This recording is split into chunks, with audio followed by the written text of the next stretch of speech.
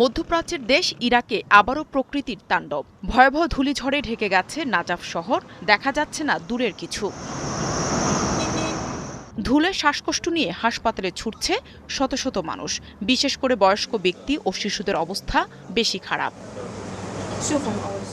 এরই মধ্যে নাজাফের আল হাকিম হাসপাতালে ভিড় করছে রোগীরা। চিকিৎসকরা জানান, অক্সিজেন দিয়ে পর্যবেক্ষণে রাখা হচ্ছে রোগীদের। ধূলিঝড়ের কারণে শ্বাসকষ্টের ঘটনা বেড়েছে, বিশেষ করে হাঁপানি ও সিওপিডি আক্রান্ত ব্যক্তিদের মধ্যে। এই রোগীরা এমন পরিস্থিতি সহ্য করতে পারেন না। আমরা এই ধরনের পরিস্থিতির জন্য প্রস্তুত। আমরা তাদের চিকিৎসা প্রদান করছি, তারা পর্যবেক্ষণে রয়েছেন। এ ধরনের পরিস্থিতি রোগীদের জন্য অনেক কষ্টকর বলে জানান চিকিৎসকরা। একই সাথে আবহাওয়ার এই পরিস্থিতি সুস্থ মানুষের জন্য ঝুঁকিপূর্ণ হয়ে উঠতে পারে বলে জানান বিশেষজ্ঞরা।